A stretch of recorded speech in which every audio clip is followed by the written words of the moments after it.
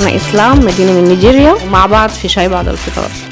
أنا بعد ستموت في 20 اشتغلت يعني مع المخرج محمد دياب في فيلم أسد مع النجم محمد رمضان، والشخصية كانت برضو يعني حالة إنسانية فطرية، يعني عندها ظروفها وتفاصيل حاجاتها، لكن ما فيها نوع من الكوميديا أكيد بينه من الأنواع يعني. فكونه أنا أجي من سكينة للشخصية اللي أنا شغالها في أسد، الشخصية كوميدية، كانت الحاجة نوعا ما فيها نوع من الرهبة، لكن الحمد لله الحاجة اللي وصلت لها مدينة هسكي من في الشارع المصري وفي الجمهور من مصري لعربي خلقت جوايا الإحساس بالرضا في إنه التجربة رغم صعوبتها ورغم خوفها ومهابتها كانت بتستحق.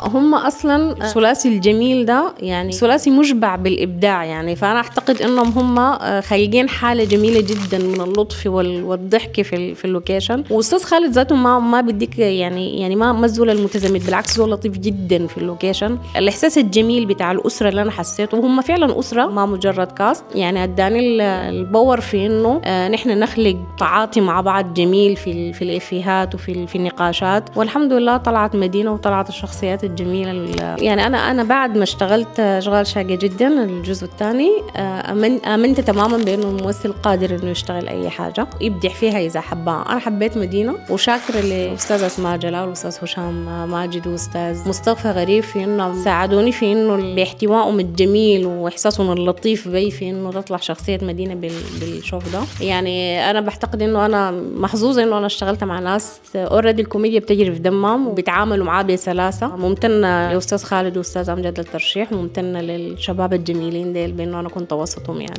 هو كل التعاليق اللي أنا قاعدة تمر علي سطوة الإفيه بتاع مدينة من نيجيريا، فأي حد أنا بعلق ليه على كل السوشيال ميديا في مدينة من نيجيريا وكمية قلوب كده. يا أخي أنا ممتنة والله للمحبة دي، ممتنة لها جدا. أنا بدايتي الفنية بداية من زمن طويل جدا، أنا ممكن أكون قرابة كمان 20 سنة في المجال ده. اشتغلت دراما كتير أكيد في السودان الحمد لله رب العالمين، من مسرح لإذاعة لتلفزيون. بس أول تجربة سينمائية بالنسبة لي كانت قبل 3-4 سنين في فيلم ستموت في 20 مخرج أمجد أبو العلا، باعتبار أول تجربة سينمائية بعد 30 سنة توقف السينما في السودان. تعرض في مهرجان الجونة هنا الحمد لله، وأخذ الجائزة الأولى، والفيلم سمع في مهرجانات عالمية وعربية ومنصات عالمية وعربية، والحمد لله كانت باب الولوج إلى الاحتراف. يعني ستموت في 20 كنت لعب بشخصية سكينة اللي هي والدة المزمل، الطفلة اللي بتطلع عليه النبوءة في إنه سيموت لما يتم 20 سنة. شخصية مليئة بالمتناقضات والأحاسيس الغريبة، وأخذت الناس في رحلة صعبة جدا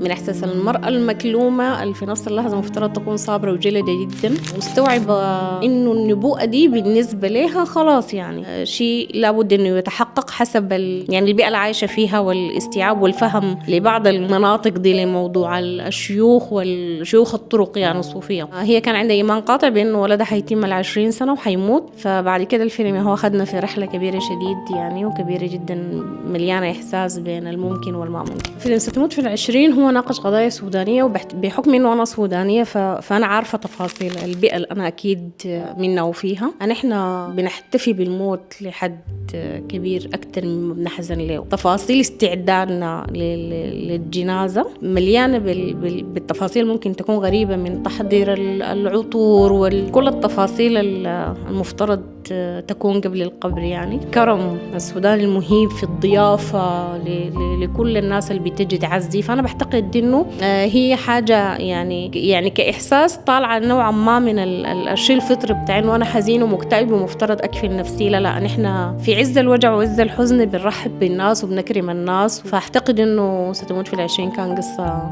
مختلفة حرفيا. يعني حالة بتاعت سكينة كلها حالة صعبة جدا إن ممثل أعتقد إنه يتعامل فيها، لأنه مناقضة تماما للفطرة الإنسانية. يعني هي بيقولوا لا إنه ولدك حيموت في 20 سنة، فهي بتتهيأ نفسيا للحاجة دي، ما بالبكاء ولا الإحساس بتاع الحلالة، هي مو قلقة يعني الحاجة دي قافلة جواها خالص، لكن مستعدة لأنه الولد حيموت. فالحاجة دي ظهرت في تفاصيل الفيلم، من استعدادها للحنوط بتاع الولد، ويعني قفلة الأم للولد في البيت، ما خلته يتعلم، ما خلته يطلع حتى يتعامل مع الشباب والأطفال اللي في عمره. أنا أعتقد إنه سكينة كانت كلها حالة مليانة تناقضات يعني. أنا عندي كم فيلم مفترض أشتغل عليهم بإذن الله تعالى، في فيلم عربي وفيلم مصري. نحن لسه في طور التنفيذ يعني، لسه ما بدينا تصوير، وأتمنى ينضح لي فرص في إنه أنا ألقى مساحات أكبر لأداء شخصيات تانية مختلفة، وأنا حاسة إنه أنا يعني قادرة على الحاجة دي. وشكرا جدا لكل المخرجين المصريين اللي دعموني في مرحلتي، وشكرا جميلا في المقام الأول لأستاذ كريم الشناوي في إنه هو حرفيا أنا كان أول تجربة مفترض تكون مصرية بالنسبة لي هي تجربة سيرة أهل الضي للأستاذ كريم الشناوي.